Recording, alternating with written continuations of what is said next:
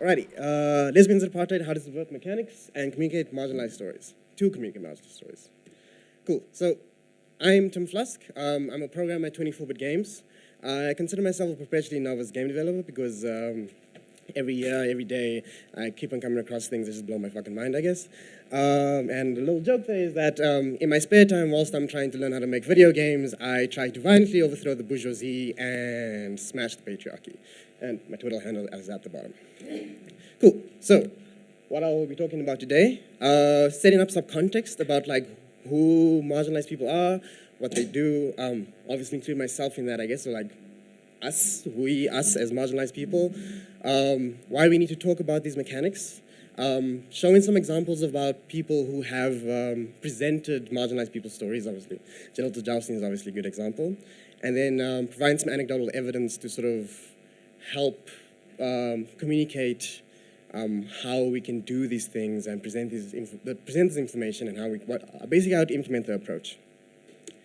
Cool, so marginalized people's narratives, always some context. So the principal concept of what marginalized people are, marginalized and vulnerable people are, is that people who are excluded socially, politically, economically, and physically or from society as a whole. So this includes women, obviously, people of color, and disabled people. And how this is actually experienced by these people is that they have less access to resources, society systemically tries to oppress them and exclude them from the world at large, and the general kind of oppression, way that people oppress people in society. Principally, who are these people and what do they want? They just don't want to be those things anymore. We want equality in the world and we can all hope for that at some point, but these people explicitly are the ones who actually need this and actually the ones fighting for it. So, why this talk is actually important. So for the most part, that when I'm actually interacting with video games, even video games that are exceptionally intelligent and try to push the boundaries, what's interesting is that we have a lot of game mechanical sets that are exceptionally focused on trying to make people violent, make our players violent. We have obviously our shooters and our land grabbing games, our civilization games, and for the most part, this is sort of reiterating and emphasizing some boring bullshit hegemonic narratives. And just so we are clear on this, as the big title actually says, what I mean by violence is the force to intend damage, hurt, suppress, or kill. And this is exceptionally broad. This is not just about people murdering other people, people attacking other people on a day-to-day basis. It's about the fact that societies keep people poor, societies keep people excluded from the populace, from things that they want and from achieving their desires. So that causes other people to oppress other people so they can get what they want because society prevents anybody from achieving what they want to get. So, why we gotta do this?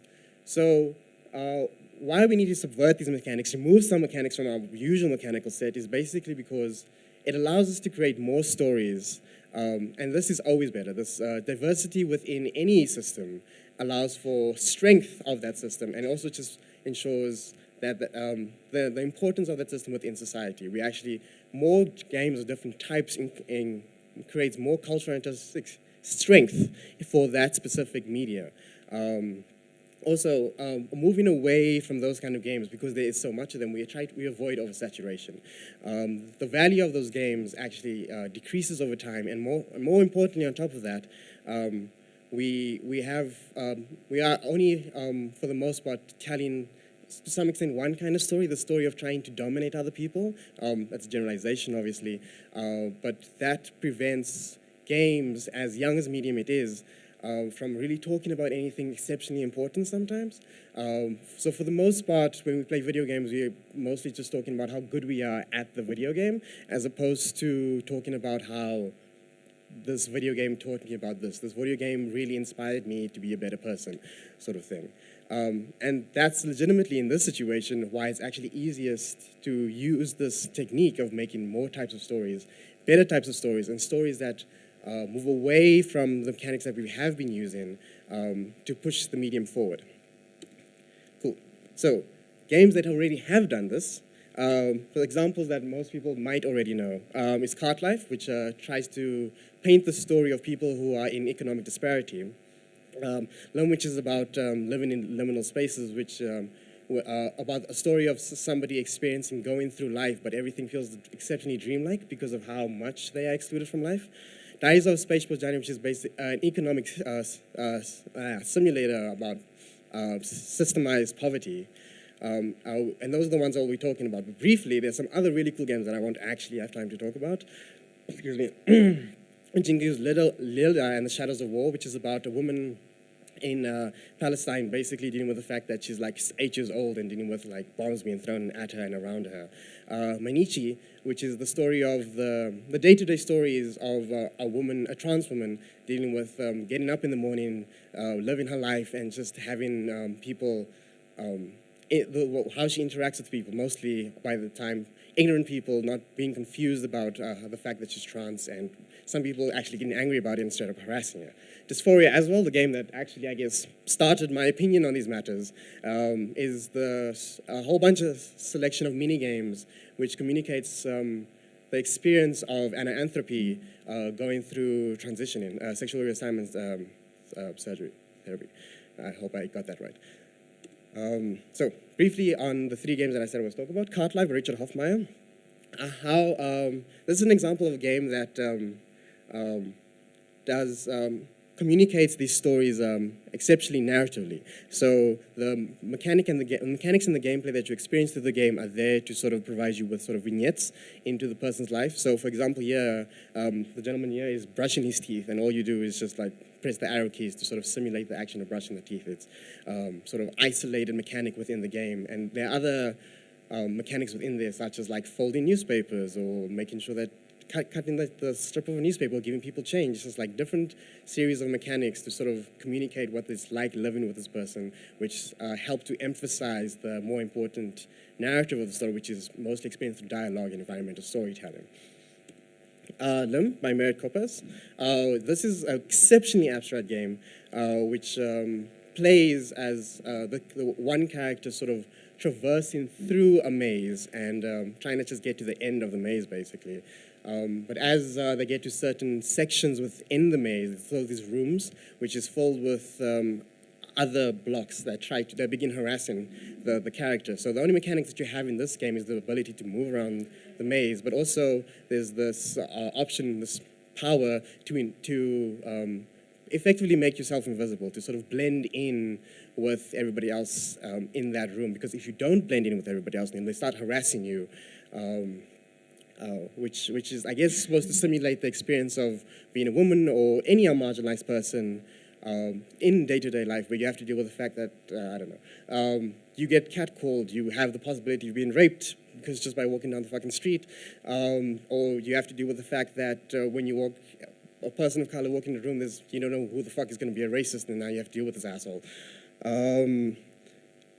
An interesting fact about this game that I had whilst I was playing was that the physics fucked out and I got pushed straight out of the maze, which was actually the best experience for me because then I could just ignore the entire situation and just do what I wanted, which is, I guess, an interesting, possibly unintentional facet of this game.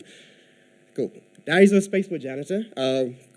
On the opposite end of the spectrum of what Lim was, which is sort of a really abstract, mechanically driven game, this is mostly done through systems and the player interacting with the systems in the game, because obviously games are filled with systems, but this game does it sort of differently, where the player has to experience what it's like to interact with systemic poverty.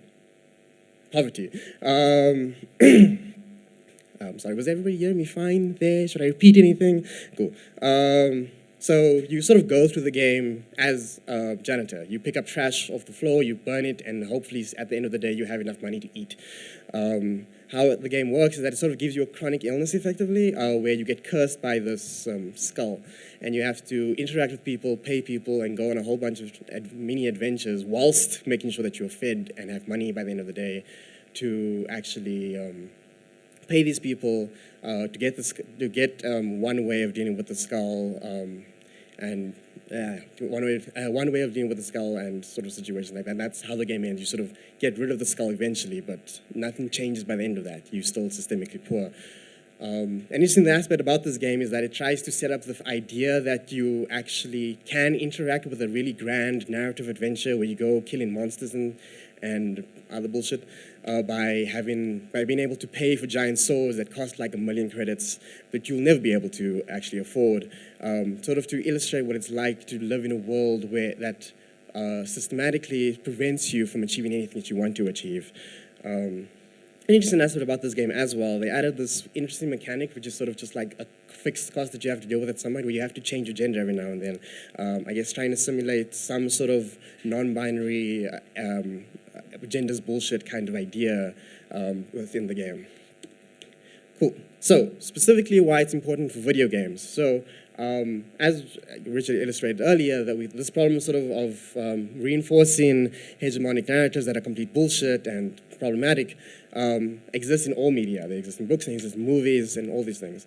And why we also need to actually focus on doing this through mechanically by actually making players do these actions as opposed to just narratively, just through dialogue and just through grand narrative stories, is because the way that we interact with video games is different from the way that we interact with movies and interact with film and books or whatever, because the narrative principle in most novels and all the media that kind of comes from that is that you're supposed to show, don't tell. You're supposed to be, you're supposed to subtly introduce these ideas to players, to your audience, so that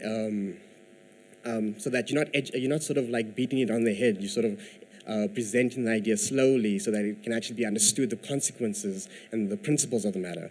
But in video games, showing is not as effective, I believe, because, I mean, we touch the keyboard to make players do things. We have actions in the games. That's the whole point of the mechanic. This is why we enjoy video games. And I believe that we should make players do these things. We should make players experience what it's like to be poor. We should make players experience what it's like to deal with harassment every day, as opposed to just showing it happen on screen, talking about it on screen, because I mean, what's the fucking point? We're just going to present these information as opposed to having players be able to critique them by doing those actions. And of course, on top of this, an interesting aspect of video games is just that we can garner far more empathy because we have players doing the actions. And what that means is that it's a lot easier to understand what it's like for these people. Obviously, there are many marginalized people within here as well, but other marginalized people can communicate these feelings and communicate how systems and societies actually force these people into these situations and oppress these people. So, how the fuck? I want to present some of the projects that I've worked on as a means of communicating ways to do these things, sort of to give an idea of like what can be done, how people can approach these things, and yeah, hopefully other people will use this in their games.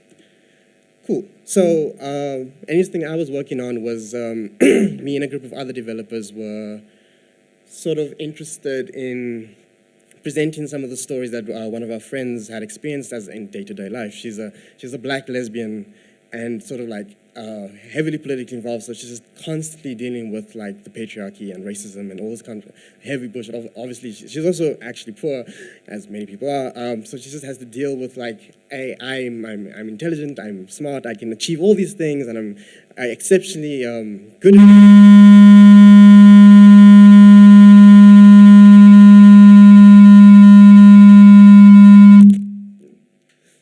Cool. I'm essentially good at what I do. Essentially good at what I do, and on top of this, I need to deal with the fact that I can't afford anything. I'm constantly being attacked, and constantly have to deal with the fact of violence in society. So I can't actually interact with society or traverse society as much as I would want to. So what we did, we tried to illustrate what it's like to deal with that. So this is Bash, Burnt Ash Swag Hustle, which is about this character just moving from left to right across the screen. But along the journey from moving from left to right, she has to deal with the cis white heteroaggressors, and we just use that as sort of like obviously what we have as the people who potentially have the most privilege in society at the moment.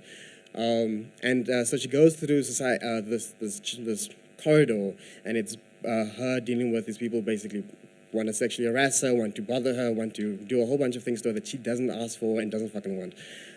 So how we use we use stealth to illustrate this concept. We try of somebody having to try to make themselves invisible, excuse me, to prevent themselves from having to deal with this bullshit.